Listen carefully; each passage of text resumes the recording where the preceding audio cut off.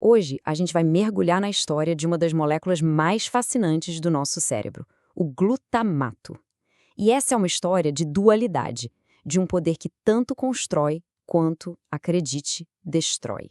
Pois é, essa pergunta é o que vai guiar a gente aqui. Como é que pode, né?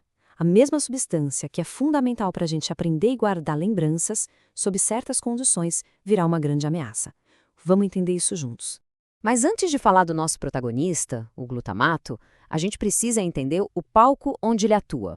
E esse palco é o cérebro. Pensa no cérebro como se fosse uma cidade super movimentada, sabe? Os neurotransmissores são como os mensageiros, levando as informações de um lado para o outro, garantindo que tudo funcione direitinho. Eles que regulam nosso humor, nossos movimentos e, o ponto principal aqui, nossos pensamentos. E é aqui que entra o nosso herói. De todos esses mensageiros, o glutamato não é qualquer um. Ele é um dos mais importantes e, de longe, o mais abundante. A palavra-chave aqui, gente, é excitatório. A grande missão do glutamato é aumentar a atividade elétrica. Basicamente, ele dá o sinal para os neurônios entrarem em ação. Exatamente. Se o cérebro tivesse um acelerador, o glutamato seria o pé no fundo do pedal. É ele que dá aquele empurrão, o grande sinal de vai, que bota a comunicação entre os neurônios para funcionar. E para que serve todo esse vai, vai, vai?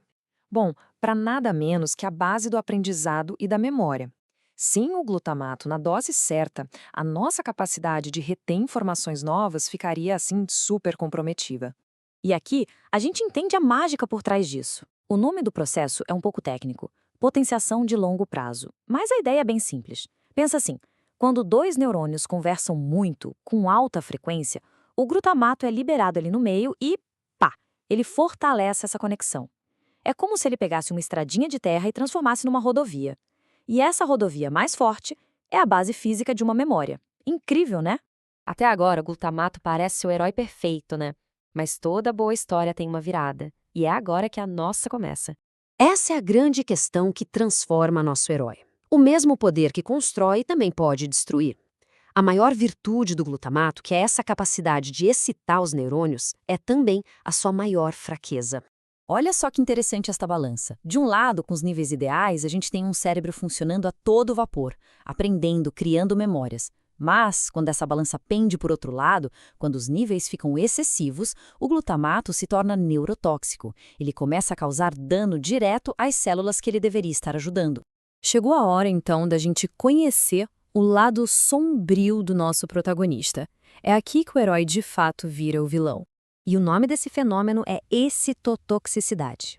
O nome já diz tudo, né? É uma toxicidade causada pelo excesso de excitação. Os neurônios ficam tão sobrecarregados com os sinais de vai do glutamato que eles simplesmente entram em colapso e morrem. Então, a gente chega no ponto central.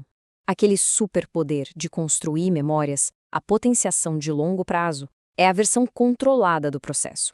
Já a excitotoxicidade é esse mesmo poder, só que completamente fora de controle. É uma ironia trágica se a gente parar para pensar. E isso não é só teoria, não. As consequências na vida real são devastadoras. Após um AVC, por exemplo, a morte de células cerebrais libera uma verdadeira onda de glutamato, criando um ciclo vicioso de destruição. E esse processo também está ligado a doenças terríveis, como a doença de Huntington.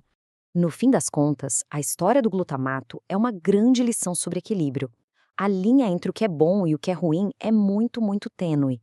A mesma força que cria nossas memórias mais preciosas também tem o poder de causar um dano profundo. E tudo isso nos deixa com uma pergunta importante para refletir. Entender essa dualidade toda já é o primeiro passo, mas como é que a ciência e os cuidados com a saúde podem ajudar a gente a manter esse equilíbrio tão delicado, garantindo que os nossos heróis químicos continuem sendo heróis? Fica aí a reflexão.